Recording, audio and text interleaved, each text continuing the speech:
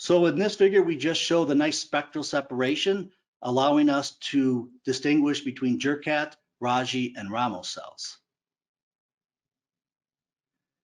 In this figure, we show heat maps generated in 4 sites, looking at antibody internalizations between Jurkat, Raji, and Ramos cells, levels of antibody internalization. And again, the negative control is a beta-gal IgG1. And the data here is just summarized in this table, looking at the different isotopes, what the expectation is for ADCP with IgG1 being much higher than IgA2 and IgG4.